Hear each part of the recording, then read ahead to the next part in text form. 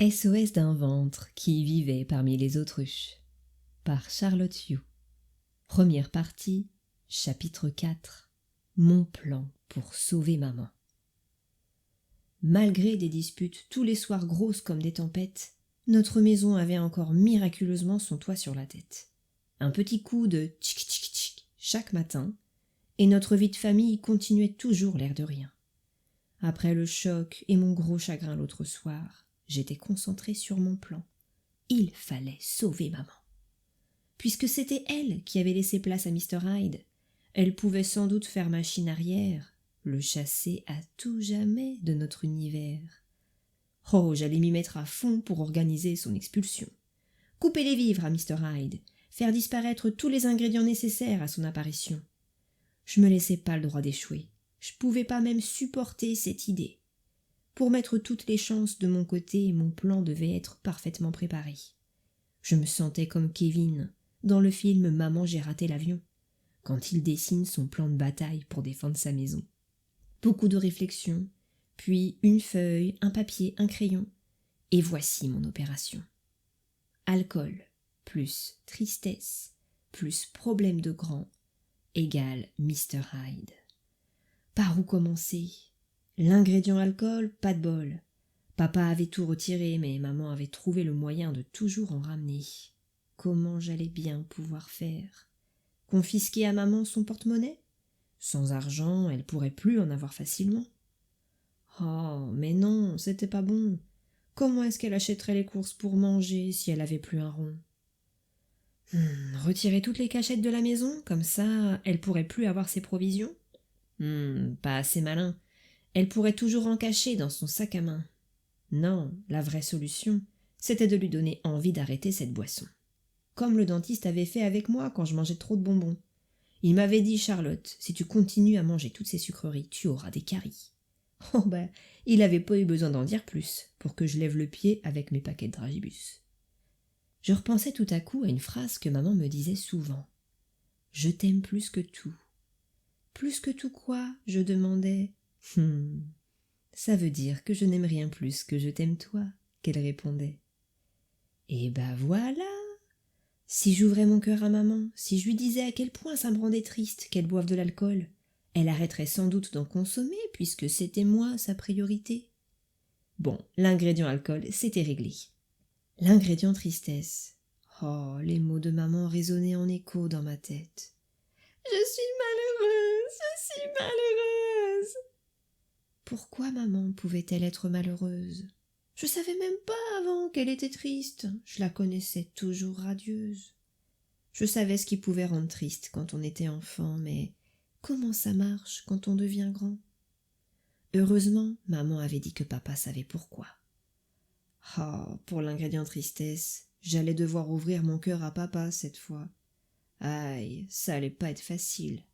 J'avais peur qu'il ne comprenne pas.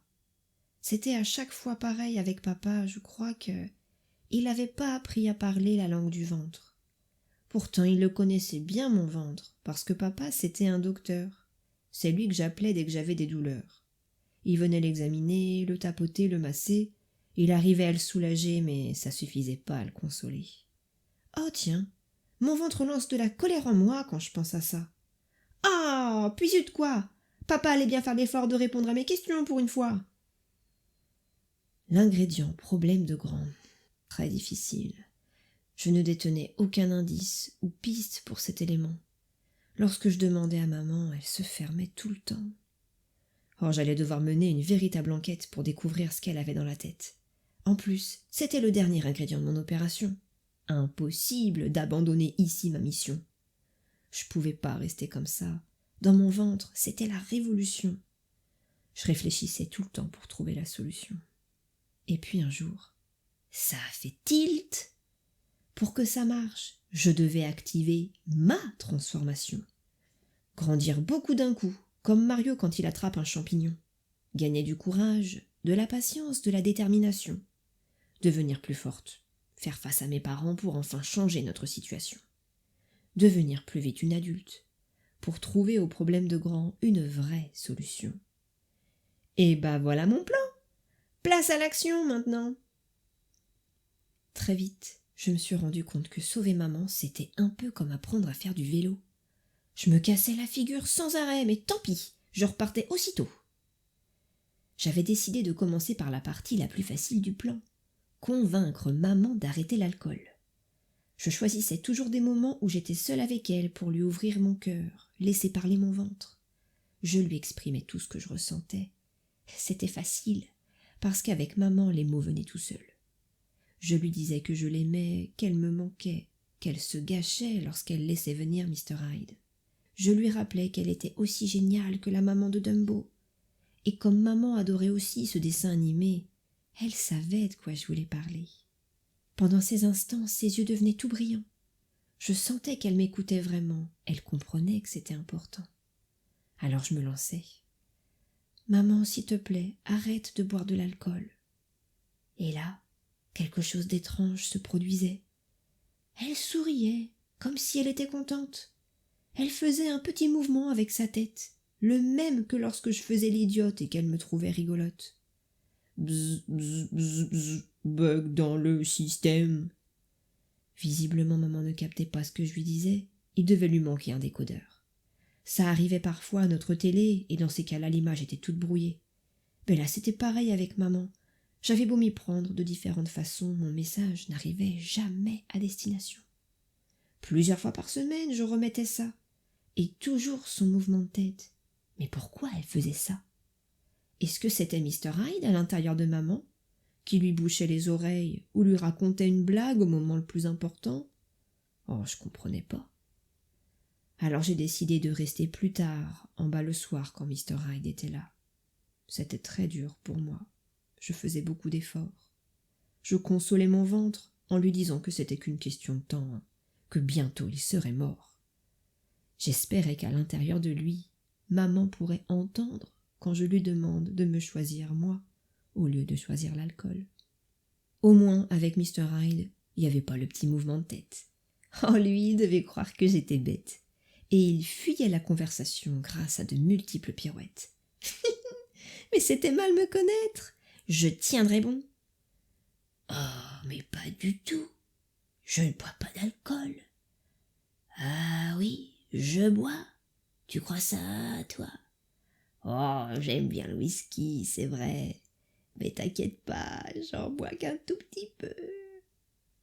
Mais vous êtes fous, papa et toi. Vous racontez n'importe quoi. Surtout, rappelle-toi toujours que je t'aime. Papa et toi, oh, je suis rien sans vous. Bla bla bla bla bla bla bla. Mr. Hyde en avait des dizaines comme ça. Et pendant ce temps, maman m'entendait toujours pas. Tchic tchic tchic. Chaque matin, j'allais finir par devenir complètement zinzin. J'avais vraiment l'impression de vivre dans une maison de fous. Mais je me laissais pas abattre. Jour après jour, soir après soir, quand papa montait se coucher, moi je continuais à clamer mon message. C'était aussi l'occasion de partir à la pêche aux infos.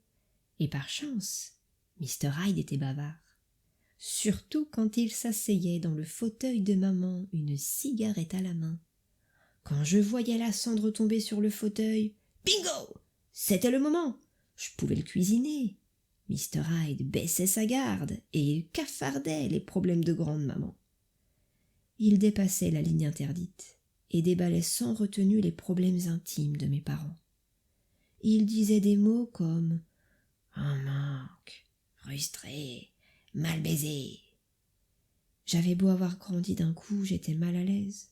Dans mon ventre, je sentais que les enfants n'avaient pas à savoir ces choses-là. Mais Mr. Hyde ne semblait pas du même avis. Il forçait chaque soir un peu plus la porte du jardin secret de mes parents.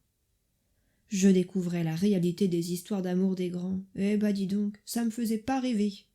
Il n'existait pas alors les princes charmants de mes dessins animés. Mr. Hyde disait que papa ne regardait plus maman depuis un sacré bout de temps. Il la trouvait plus jolie. Il lui reprochait de se laisser aller. Il insistait pour qu'elle se mette au sport afin de retrouver une jolie silhouette. Maman, ça lui brisait le cœur d'être rejetée par papa. Oh, elle l'aimait tellement, comme au premier jour. Ça avait l'air déchirant pour elle de ne pas se sentir aimée en retour. j'ai compris qu'elle prenait racine à cet endroit, la tristesse de maman. Dans mon ventre, je la ressentais intensément. J'avais pas remarqué, à vrai dire, moi, la distance de papa. Pendant tout ce temps, leur vie d'amoureux, ça m'intéressait pas. Du coup, j'en revenais pas de toutes ces révélations. Ça me secouait à l'intérieur dans mon ventre, mais surtout ça mettait un sacré bazar dans mon plan. Finalement, je pouvais pas m'occuper de chaque ingrédient de mon opération pour dissoudre Mr. Hyde. Ils étaient tout mélangés. Et puis je découvrais que j'en avais oublié un. C'était le plus gros de tous, l'ingrédient central de cette situation, le cœur de Mr. Hyde. Mais c'était papa. Nos rencontres du soir se multipliaient. Maman continuait à cacher au fond d'elle-même tous ses problèmes, pendant que Mr. Hyde se gênait pas du tout pour les avouer quelques heures plus tard. Avec le temps, les monologues de Mr. Hyde évoluaient. Il demandait mon avis sur la situation. Alors je me trouvais dans une très mauvaise posture. J'avais pas envie de prendre parti pour l'un de mes parents, mais très vite, ça a été plus fort que moi. Mon ventre réagissait aux propos de Mr. Hyde. Très naturellement, je me suis mise à la place de maman. Est-ce qu'elle l'aimait, elle, son ventre rond? Si oui, ne pouvait-elle pas quitter papa? Oh, j'étais sûre qu'un autre homme la trouverait très bien comme ça. Ça me dérangeait pas que mes parents se séparent. Avec un nouvel amoureux, mon opération était résolue. Sans l'ingrédient papa, tous les autres disparaissaient, non? L'alcool, la tristesse, les problèmes de grand. Alors, bye bye, Mr. Hyde. Mais comme maman n'aimait pas non plus son reflet dans le miroir, je trouvais que l'idée du sport, c'était plutôt sympa. Moi, j'aimais maman. Je la trouvais jolie, mais mon avis ne comptait pas. J'étais son enfant, et je crois que c'était de la bouche d'un amoureux que maman avait besoin d'entendre ces mots. En revanche, je pouvais l'aider à se mettre au sport. Je m'étais renseignée, et juste en face de chez nous, il y avait des cours de badminton le mardi soir, à l'heure où maman rentrait à la maison. Parfait! Papa serait ravi de voir les efforts de maman. Il la regarderait de nouveau. En plus, on partagerait du temps toutes les deux avec maman, ce serait trop chouette. Tout le monde serait gagnant. Papa serait content, fin des problèmes de grand, de la tristesse, fin de l'alcool, et bye bye, Mr. Hyde. Patatras! Maman a refusé ma proposition, et sans donner d'explication. Elle a juste dit « Non ». Pas moyen de la convaincre, même pour aller regarder une séance de sport. Ni maman, ni Mr. Hyde n'avaient envie de bouger. Oh, j'étais tellement déçue. Mais par chance, très vite, j'ai trouvé une autre idée. Pour faire dégonfler son ventre, il fallait revoir notre façon de manger. J'avais pris dans les pages jaunes le numéro d'une dame qui pouvait nous aider. Ça s'appelait une diététicienne. Comme c'était pour la bonne cause, j'étais même prête à manger moins de Nutella pour soutenir maman dans ses efforts. Patatras! Encore une fois, maman a refusé ma proposition. Toujours aucune explication, juste non. Oh, en plus d'être déçue, j'étais énervée. Je trouvais maman très molle. Elle commençait à m'agacer. J'ai repensé alors à la maman d'une copine qui allait voir quelqu'un pour parler de ses soucis d'adulte. Ça s'appelait une psychologue, je crois. Et rebelote, direction le bottin. Je trouvais le numéro d'une psychologue. Oh, super! Elle travaillait pas loin de chez nous. Maman pourrait même y aller à pied si ça se trouve. Moi, j'étais pas très à l'aise pour téléphoner, mais s'il le fallait, je voulais bien appeler pour elle, prendre rendez-vous, l'accompagner et même parler à sa place pour commencer. J'avais déjà tout prévu dans ma tête. La psychologue allait devoir aider maman à s'accepter comme elle est physiquement. Ensuite, soit papa changeait sa façon de la regarder. Ils redevenaient amoureux, puis vécurent heureux. Soit maman prenait sa vie en main, quittait papa. Elle trouvait ensuite un nouvel amoureux qui lui dirait qu'elle est belle. Dans les deux cas, mission accomplie. Bye bye, Mr. Hyde.